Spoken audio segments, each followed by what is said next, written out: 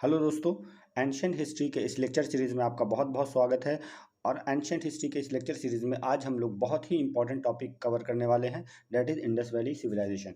Indus valley civilisation को और भी नामों से जाना जाता है, लाइक हड़प्पन सिविलाइजेशन या फिर bronze age civilisation. Harappan civilisation इसको इसलिए कहा जाता है कि इस सभ्यता की खोज सबसे पहले हड़प्पा नाम की जगह पे की गई थी।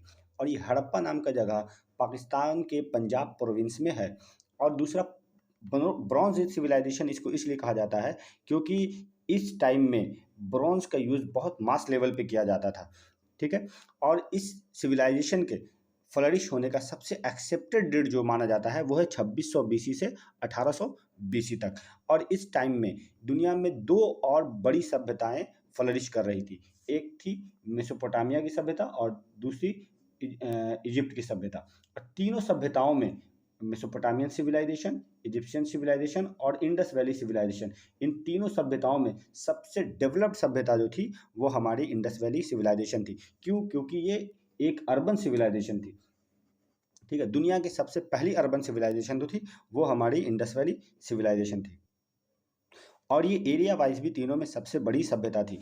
ये लगभग लगभग 13 lakh square kilometre area cover कर रही थी। ये पूरे पाकिस्तान के एरिया को कवर कर रही थी और इंडिया का north western part like Kashmir, Punjab, Rajasthan, Gujarat, कुछ पार्ट महाराष्ट्र का, हरियाणा, इन सब एरिया को कवर कर रही थी। ठीक है। मतलब अगर पूछा जाए कि ये सिविलाइजेशन इंडिया के किस साइड में फ्लरिश की, तो ये इंडिया के नॉर्थ वेस्ट साइड में फ्लरिश की थी। ठीक है। और रफली ये सिविलाइजेशन जो है ट्रायंगुलर इन शेप थी। इस सभ्यता की खोज सबसे पहले 1921 में दयाराम साहनी ने हड़प्पा नाम की जगह पे की थी। ठीक है। और उस time archaeological survey of India के डायरेक्टर जनरल जो थे वो जॉन मार्शल हुआ करते थे। ठीक है। और इस सभ्यता की सबसे वेस्टर्न सिटी जो थी वो थी सुख्तांगेदोर, जो दश्क नदी के किनारे थी। और ये जगह पाकिस्तान के बालूचिस्तान प्रोविंस में पड़ती है। ठीक है। और सबसे ईस्टर्न सिटी जो थी वो थी आलमगीरपुर, सबसे नॉर्दर्न में मांडा और सबसे साउथ में दायमाबाद महाराष्ट्र में। ठीक है। ये आपको ध्यान रखना है। सबसे वेस्टर्न पॉइंट जो था वो था सुतकांगेदोड़ और सबसे ईस्टर्न पॉइंट जो था वो था आलमगीरपुर, सबसे नॉर्थर्न पॉइंट जो था वो था मांडा और सबसे साउदर्न पॉइंट जो था वो था दायमाबाद। टाउन प्लानिंग की अगर हम लोग बात करें तो ये बहुत ही डेवलप टाउन प्लानिंग ये लोग किया करते थे। ठीक है। सिटी को ये लोग दो पार्ट में डिवाइड करके रखते थे, एक वेस्टर्न पार्ट और दूसरा ईस्टर्न पार्ट। वेस्टर्न पार्ट को जो थोड़े अप्रेस प्लेटफॉर्म पे बनाया जाता था और इसको कहा जाता था सीटाडेल। ठीक है। ये सिटी को दो पार्ट में डिवाइड कर दिए। एक होता था, एक पार्ट जो है अप्रेस प्लेटफॉर्म पे बनता था जिसको हम लोग सीटाडेल के नाम से जानेंगे, और दूसरा जो है लोअर टाउन हुआ करता था जिसमें जनरली पुअर लोग रहते थे, मतलब कॉमन पीपल रहा करते थे। और सीटाडेल में जनरली रूलिंग क्लास या फिर रिच मर्चेंट्स वगैरह रहा करते थे। और ये पूरी की पूरी सिटी जो है फोर्टिफाइड हुआ करती थी। ठीक है। और यहाँ रोड जो है आपस में एक दूसरे को 90 डिग्री पे कट किया करता था। ठीक है। और रोड के किनारे जो है, रोड के किनारे किनारे ड्रेनेज सिस्टम, नाला बना हुआ होता था और हर घर से, ठीक है, एक नाला मेन नाले में जाकर के जुड़ता था। जनरली यहाँ हाउसेस जो हुआ करते थे वो या तो वन स्टोरी हुआ करते थे, एक मंजिला, दो मंजिला या फिर तीन मंजिला इमारतें हुआ करती थी। No window face the street, मतलब रोड की तरफ कभी भी खिड़की ये लोग नहीं बनाया करते थे। खिड़की ये लोग हमेशा पीछे साइड में बनाया करते थे। ठीक है। और ये हमेशा बर्न्ट ब्रिक यूज़ किया करते थे। बर्न्ट ब्रिक यूज़ करने की वजह से ही इनको अर्बन सिविलाइजेशन कहा गया है। ठीक है। इंटायर सेटलमेंट वाज फोर्टिफाइड, जैसा हम बताए कि ये पूरा के पूरा सिटी को एक दीवार से घेर दिया जाता था। They have excellent drainage system, मतलब इनका ड्रेनेज सिस्टम भी बहुत अच्छा हुआ करता था। ठीक है। अगर इनकी इकोनॉमी की बात करें तो इनकी इकोनॉमी जो हुआ करती थी वो एग्रीकल्चर बेस्ड इकोनॉमी हुआ करती थी। मतलब मोस्ट ऑफ द पीपल जो है उनका ऑक्यूपेशन जो था वो एग्रीकल्चर ही था। और वो लोग ट्रेड जब किया करते थे, मतलब ये लोग फसल उगाया करते थे और सरप्लस जो फूड ग्रेन्स हुआ करता था उनको दूसरे रीजन्स में जा करके एक्सपोर्ट भी किया करते थे। ये लोग एक्सपोर्ट किया करते थे डिफरेंट रीजन में, लाइक ओमान, सुमेर, बगदाद वगैरह वाला एरिया, या फिर बहरैन, मेसोपोटामिया, इजिप्ट या फिर अफगानिस्तान, इन सब जगहों पे ये लोग जा करके अपने फूड ग्रेन्स को एक्सपोर्ट किया करते थे। और वहाँ से मेटल्स वगैरह ये लोग इंपोर्ट किया करते थे, like gold, copper, tin, silver, ये सब वहाँ से इंपोर्ट किया जाता था यहाँ। ठीक है, तो ये जो इन लोग का ट्रेड चलता था वो बार्टर सिस्टम के थ्रू चलता था। बार्टर सिस्टम का मतलब सामान के बदले सामान, यहाँ पास कोई करेंसी नहीं चलती थी। एक सामान देते थे और दूसरा सामान ये लोग लेते थे। वहाँ पास कोई भी करेंसी का चलन इस वक्त में नहीं था। ठीक है, जैसे कि हम लोग देखें इस टाइम में ये लोग गोल्ड, कॉपर, टीन, सिल्वर और ब्रॉन्ज के बारे में जानते थे। ये लोग आयरन के बारे में नहीं जानते थे। अभी ये लोग आयरन के बारे में नहीं जानेंगे। और बहुत इंपॉर्टेंट कि ये लोग दुनिया में सबसे पहले कॉटन का प्रोडक्शन किए थे। ठीक है, और जिस जगह पे ये प्रोडक्शन हुआ था वो जगह का नाम है मेहरगढ़, और ये पाकिस्तान के बालूचिस्तान रीजन में पड़ता है।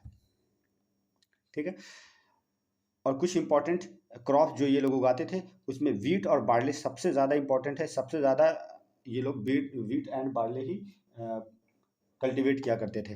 राइस भी क्या करते थे, राइस बहुत कम, मतलब एक दो ही जगह पे राइस का एविडेंस मिलता है। लोथल और रंगपुर में राइस का एविडेंस मिलता है। और क्रॉप्स लाइक मिलेट्स, पी वगैरह ये लोग कल्टीवेट किया करते थे। और ये लोग एनिमल्स का डोमेस्टिकेशन भी क्या करते थे, लाइक ऑक्स हो गया, बफेलो हो गया, गोट्स, हम्प्ड बुल इनका बहुत ही इंपॉर्टेंट जानवर हुआ करता था। शीप, पिग्स, एसेस, कैमल, ये लोग कल्टीवेट किया करते थे, सॉरी, ये लोग जो है डोमेस्टिकेट किया करते थे इन जानवरों को। कैट एंड डॉग, ये लोग जो है ध्यान ये रखने वाली बात है, ये लोग लायन के बारे में नहीं जानते थे। ये लोग टाइगर के बारे में जानते थे, ये लोग एलिफेंट के बारे में भी जानते थे, राइनोसोरस के बारे में जानते थे, डियर के बारे में जानते थे, डॉग्स, कैट, कैमल, इन सब सारे जानवरों के बारे में जानते थे। लेकिन ये लोग लायन के बारे में नहीं जानते थे।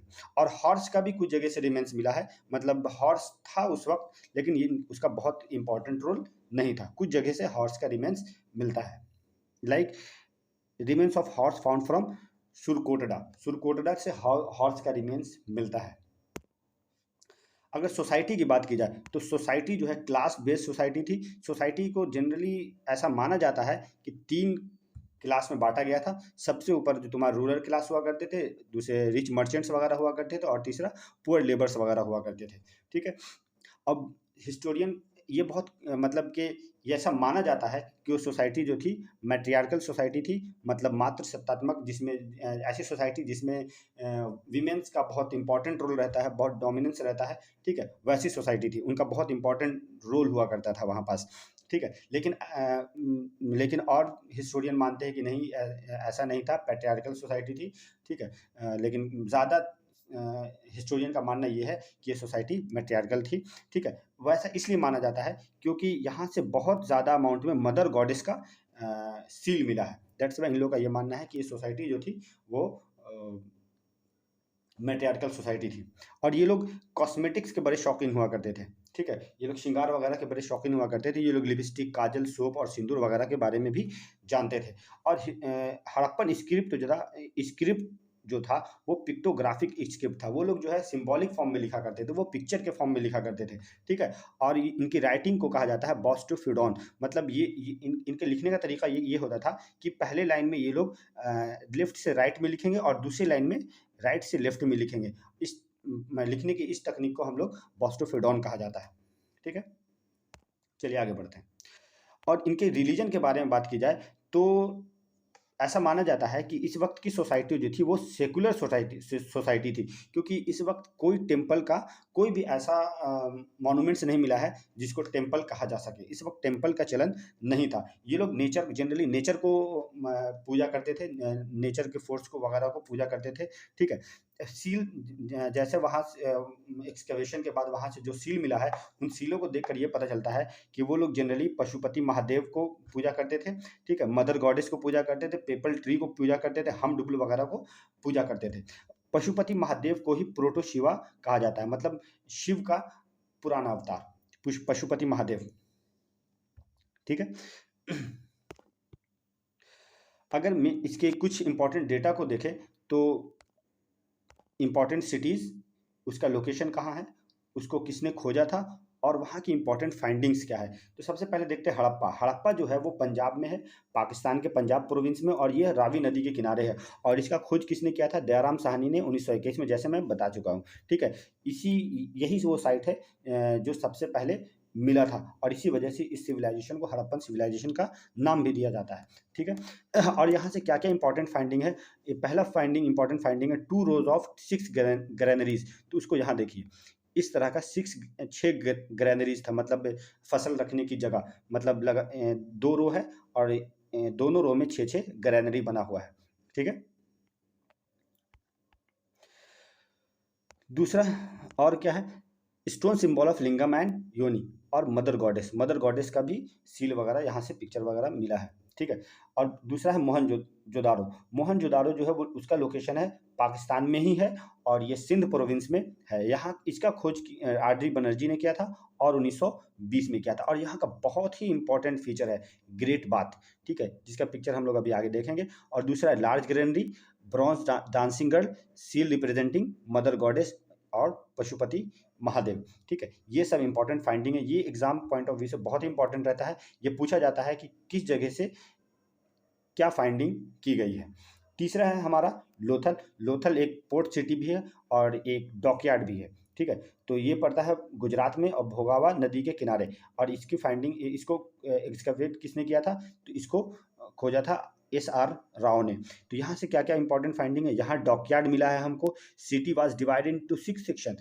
अब मैंने अभी देखा कि जनरली सिटी जो है 2 पार्टों में डिवाइड होती थी, एक वेस्टर्न पार्ट और एक ईस्टर्न पार्ट। वेस्टर्न पार्ट को सिटाडेल कहते थे, और ईस्टर्न पार्ट को लोअर टाउन कहते थे। लेकिन लोथल में जो सिटी मिली है उसको 6 पार्टों में डिवाइड किया गया है। ठीक है, और यहाँ से एविडेंस ऑफ डबल ब्यूरल भी मिला है, मतलब एक ही कब्र में 2 लोगों को दफना दिया गया। ठीक है, entry of house were directly connected to the main street. अभी मैंने बताया था कि एंट्री जो है कभी भी स्ट्रीट से नहीं, पीछे साइड से की जाती थी। लेकिन लोथल में ऐसा एविडेंस मिलता है कि यहाँ के घरों की एंट्री जो है वो स्ट्रीट के साइड से ही होती थी। ठीक है, टेराकोटा मॉडल ऑफ शिप। तो ठीक है, टेराकोटा मतलब मिट्टी से बना हुआ शिप का एक मॉडल भी यहाँ मिला है। अगला है कालीबंगन। कालीबंगन का मतलब होता है ब्लैक बैंगल्स। ठीक है, ये मिला है, ये जगह है राजस्थान में, घग्गर नदी के किनारे।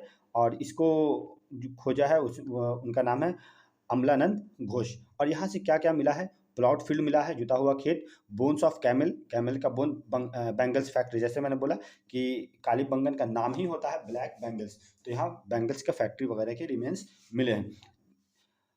अगला है चानुदारो, और ये भी है सिंध प्रोविंस में, पाकिस्तान में, इंडस नदी के किनारे। और इसका खोज किसने किया है? NG मजूमदार ने किया है। और तो यहाँ क्या क्या मिला, तो यहाँ ध्यान रखिएगा, बेड फैक्ट्री मिला है, ink pot, lipstick, shell ornaments makers, only Harappan city without citadel, no fortified structure. मतलब कि यही एक ऐसा सिटी है जहाँ सिटाडेल नहीं मिला है, नहीं तो सारे सिटी में सिटाडेल हुआ करता था। तो ध्यान ये रखना, चानुदाड़ो में सिटाडेल नहीं था। अगला सिटी है हमारा धोलावीरा। तो धोलावीरा है गुजरात में, लूनी नदी के किनारे, और इसका इसका खोज R बिष्ट ने किया था। ठीक है, और ये अपने यूनिक वाटर हार्वेस्टिंग सिस्टम के लिए जाना जाता है। Only site divided into 3 parts. ठीक है, ये जो है सिटी 3 पार्ट्स में डिवाइड किया गया था। अर्जेंट वाटर रिजर्वायर, मतलब बहुत बड़ा वाटर को रिजर्व करने का एक रिजर्वायर था यहाँ। अगला है हमारा बनावली। ये है हरियाणा में, घग्गर नदी के किनारे, और इसको खोज भी R बिष्ट ने किया था। ठीक है, और यहाँ जो है ये lack of chess board town planning, मतलब जो है यहाँ पास बिल्कुल ग्रिड पैटर्न में टाउन प्लानिंग नहीं की गई थी। ठीक है, lack of systematic drainage system, यहाँ ड्रेनेज सिस्टम भी बहुत सिस्टमेटिक नहीं था, यहाँ टाउन प्लानिंग भी बहुत सिस्टमेटिक नहीं था। Clay figure of mother goddess, ये भी मिला है हमारा, clay figure of mother goddess. ठीक है, अगले देखते हैं। तो देखिए ये है हमारा ब्रॉन्ज डांसिंग गर्ल का इमेज। ठीक है, ये कहाँ से मिला है हमको? मोहनजोदारो से मिला है। और ये है 2 रो ऑफ 6 गैनरी, ये हड़प्पा से मिला था। और ये है ग्रेट बाथ, ये बहुत इंपॉर्टेंट है आपका, ग्रेट बाथ मोहनजोदारो से मिला है। और इंडस वैली का सबसे बड़ा स्ट्रक्चर जो है वो लार्ज ग्रेनरी को बोला जाता है, वो भी मिला है हमारा हड़प्पा मोहनजोदारो से। ये है लार्ज ग्रेनरी, इंडस वैली का सबसे बड़ा स्ट्रक्चर। और इसके डिक्लाइन के बारे में बहुत सारी थ्योरी आती है। कुछ लोग बोलते हैं कि नहीं, आर्यन के इन्वेजन की वजह से इनका ये सभ्यता ख़त्म हो गई। लेकिन एक्चुअल में अगर देखा जाए तो ये सभ्यता कब ख़त्म हुई थी? 1800 बीसी में, और आर्यन का इन्वेजन जो हुआ था वो माना जाता है कि 1500 बीसी में हुआ था। तो ये 300 साल पहले ही डिक्लाइन कर गए थे। इंडस वैली सिविलाइजेशन 300 साल, आर्यन के आने से 300 साल पहले डिक्लाइन कर गई थी। ठीक है, इसलिए इस थ्योरी को रिजेक्ट कर दिया जाता है कि आर्यन के आने की वजह से इनका डिक्लाइन हुआ। ठीक है, कुछ लोग मानते हैं कि नहीं, बीमारी वगैरह फैल गई होगी, फेमाइन वगैरह आ गया होगा, मलेरिया वगैरह फैल गया होगा, लेकिन इसको कभी प्रूव नहीं किया जा सका।